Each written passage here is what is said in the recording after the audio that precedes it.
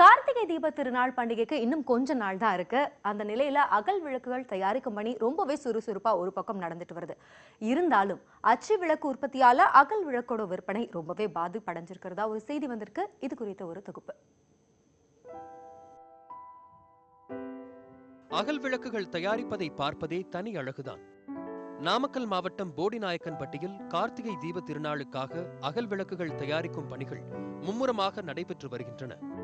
விளக்குகளின் உற்பத்தி அதிகரித்தாலும் விற்பனை மந்தமாக நடைபெறுவதாகவும் இதன் காரணமாக தங்களுக்கு போதிய கூலி கிடைப்பதில்லை என்றும் தொழிலாளர்கள் வருத்தம் தெரிவிக்கின்றனர். எங்களுக்கு இந்த தொழிலே கட்டுப்படி ஆகல. நாங்கள் வெளியில வேலைக்கு போனால் அதிகமாக கிடைக்கும். இந்த வேலை அச்சு விளக்கு வர்றதுனால அந்த விளக்கு வாங்கிட்டு இருக்கிறாங்க. எங்களுக்கு இந்த விளக்கு செய்யறதுனால எங்களுக்கு கூலியே கட்டுப்படி ஆக மாட்டேங்குது.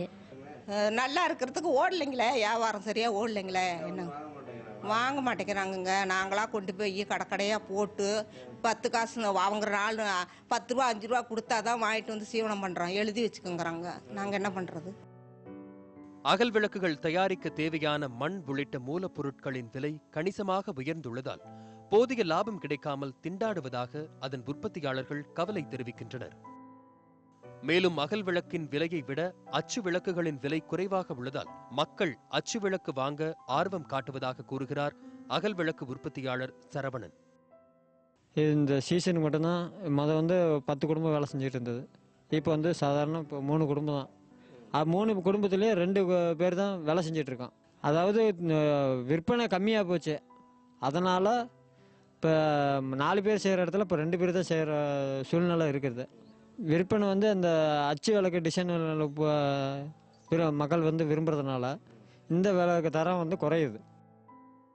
இதே நிலை நீடித்தால் அகல் விளக்கு தயாரிக்கும் தொழிலை விட்டுவிட்டு வேறு வேலையை தேட வேண்டிய நிலை ஏற்பட்டுவிடும் என்பதே தொழிலாளர்களின் குரலாக இருக்கிறது. கார்த்திகை அகல் விளக்கு தயாரிக்கிற பணியில் ஈடுபட்டுள்ள தொழிலாளர்களுடைய கோரிக்கைகளுக்கு அரசு உதவ முன்வருமா? நியூஸ் 8 செய்திகளுக்காக நாமக்கல் அடுத்துள்ள போடிநாயக்கன்பட்டியிலிருந்து ஆர் ரவிக்குமார்.